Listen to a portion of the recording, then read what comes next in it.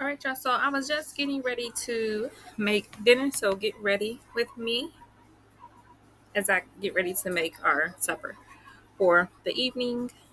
And so I just had a silver pan. We had just had an event and a launch and whatnot. And I was just using some of the leftover pans that we have bought that actually have went unused. And, we're a really big stickler for uses. So I washed the pan out. I used it earlier for some breakfast for our daughter, Zetasia.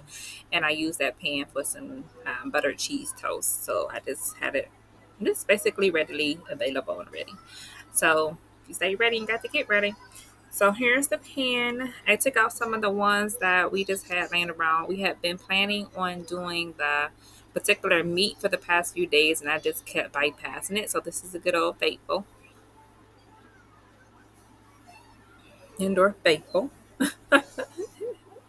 And so before we did the final protein, which was chicken breasts, which we did bake in the oven, you see that I wanted to use the carrots as well. They're just baby carrots. I believe that we're going back on the 16th. Today is the 15th. So we just barely did that one in the nick of time. Thank you, Jesus. So I washed those, rinsed those out. And then after I actually wrapped up the majority of it, what I wanted to have did was actually rinse them in the sink.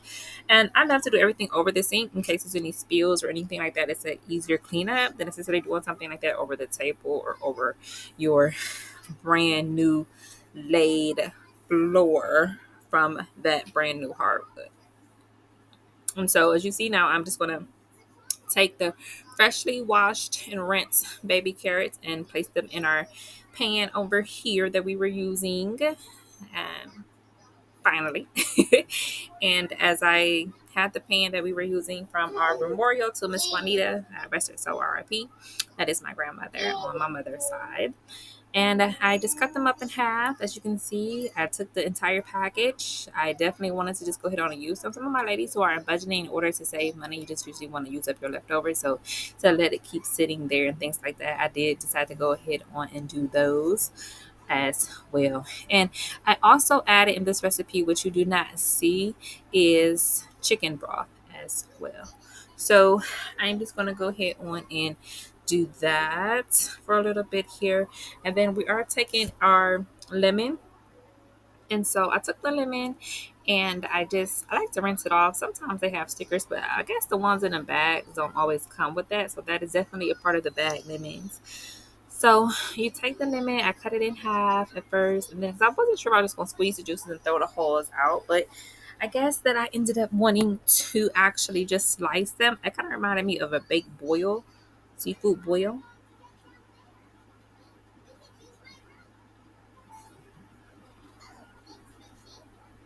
And sometimes people advise you to cut away from yourself, and I did. I see there kind of sort of flip it back around so it wasn't so close to my fingers. Actually, I caught myself really well one day at work, and I was so panicky. I was like, "Oh my god!" with a very sharp box cutter, and I looked and I was like, "Oh my god, thank you." So I just put pressure on it and kept going because I really be trying not to cut myself or anything that is gonna kind of sort of get in the way of our project at hand, task at hand. And as you see, so the juices that I squirted out from the lemons got into the different type of carrots and things like that. So it's going to be lemon juice, carrots, plus the onion. We did ended up using foil. You don't have to really do this part of the recipe here. That's just something that I want to do. Is again, I was mentioning earlier, we just like to use up our leftovers, and that was a piece of rotisserie chicken from the grocery store that we had left over, and it had just been sitting downstairs. I tried to do some things with it yesterday, and that was all that was left over of it. So you will see myself do that. Now, why I did not just take that and throw it into the trash, I'll never know. So, I guess it might be just a recyclable in me. And then we took celery. This celery was also going bad, and I just wanted to use it up. So we definitely not use all of it because some pieces were pretty brown.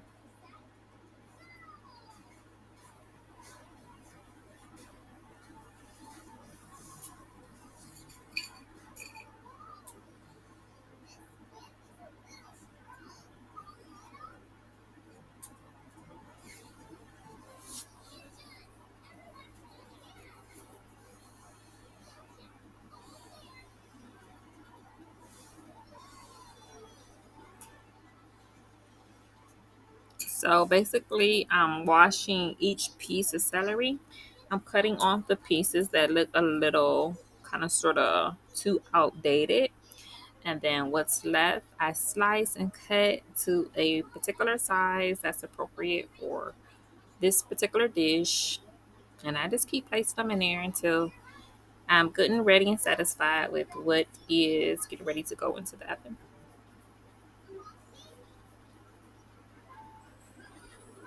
And I did bake it at 350 degrees, and I did actually ended up turning the heat upward to 390. And again, we are over the sink. That way it's easier to catch whatever debris may be there. Instead of going on the floor, it's in one stationary spot and position. I love a good stationary workstation. That's really my favorite, one of my ultimate favorites. So there's that. You can see now I'm kind of mixing and kind of sort of getting the juices to go a little flowy. So I kind of sort of make sure that it does definitely look a certain way if you're curious about that. And then those are actually kind of long celery sticks. So you see it takes a few more slices. I guess those were some of the more healthier pieces.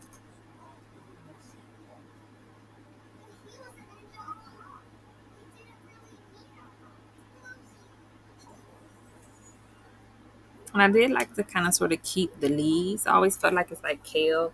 And it's good for you and a little less wasteful.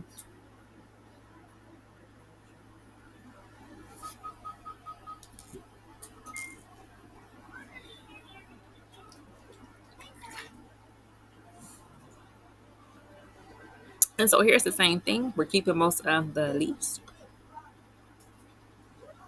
and having them apart as our recipe. Then I'll continuously mix. Now it looks like we're getting ready to go into the onions, which I did have three. And for the stalks of celery, I want to say we probably did the entire bulk as you just buy from the store. And yeah, we don't really use celery much, so it probably definitely did sit there.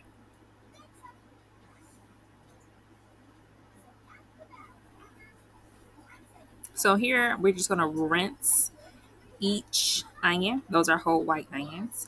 And I'll take off the top and bottom and the surrounding little rough unedible parts to get to the complete white onion pieces.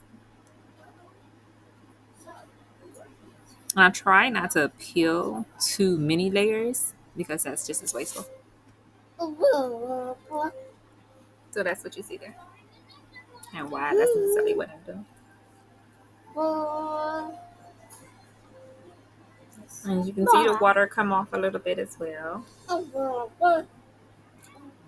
Like you really gotta be mindful. I was in a spot one day working for Big Lots, and one of the cans I was cleaning one day, being up at the top, it was so corroded and full of so many icky things. So you always want to make sure that you're really rinsing and making sure that you're taking the time out to do those things. It's just for sanitary reasons. You want to just make sure that you're really trying your best to be as sanitary as possible. And so here we're going back through again. This is probably our final and third onion, white onion. So we are definitely now slicing and dicing. Sometimes I just like the smooth one cut. Sometimes people can really dice them and go three, four, five, six, seven, eight, and then slice once, and then they have many, many, many. But here it's just really about being chunked and about the flavors. So I'm not sure if anybody cares about that or not, but that's necessarily what that particular point is, and that's why you all see it the way that you do. So there's the pieces of meat that are going in now. There's three of them total. I just rinse them out first, and then I place each one back into there, and then we go through with our seasonings.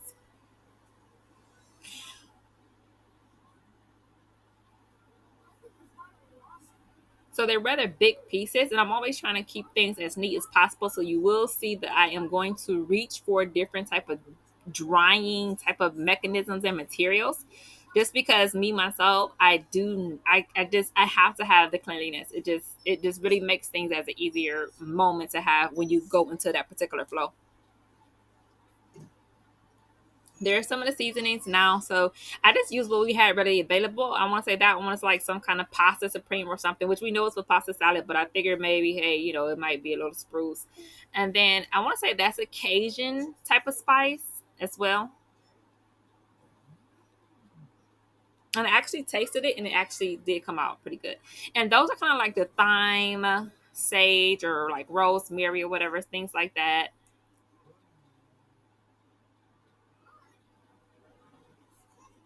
That gives that kind of smoky flavor a little bit. I went in with a little sugar.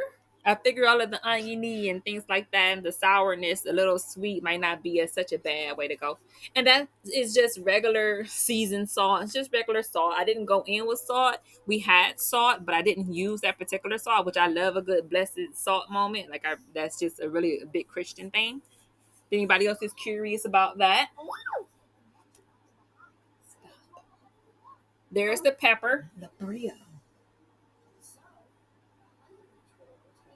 So the pepper I'm really trying to put on for just make sure that I kind of get it because that salt shaker is extremely small. Okay.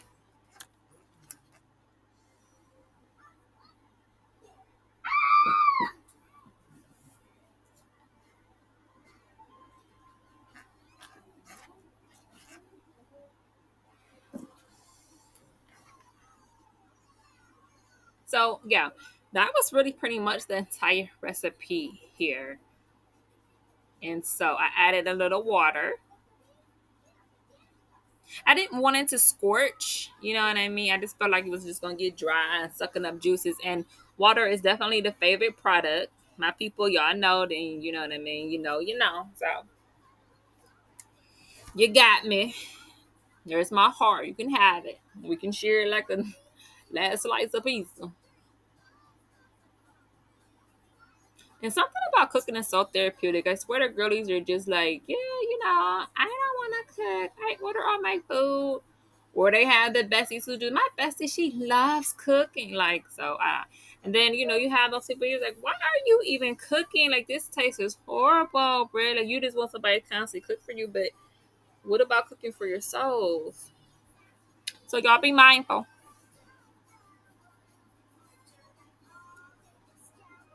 So now I go through and I basically just kind of sort of, I don't know, intermix everything, give it a good push around so we can get those juices throughout the different little spaces. Kind of sort of like marinade, pushing it around a little bit, having that rub, that dry rub get in there really well because you got to kind of sort of realize that that's a really nice size pan. And so giving it that little extra push around really is helpful. And so you just really want to make sure that you can kind of sort of try your best to kind of sort of do those type of things as well.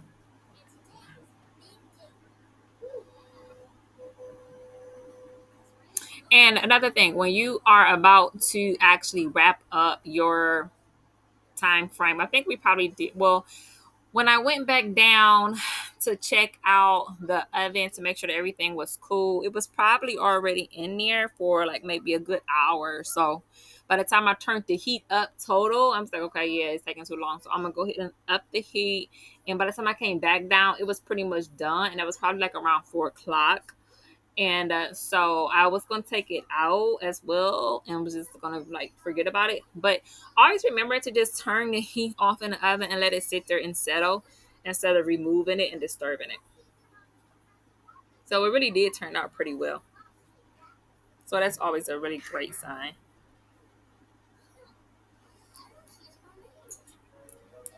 So anywho, I hope to see you all again. Like and subscribe. Bye.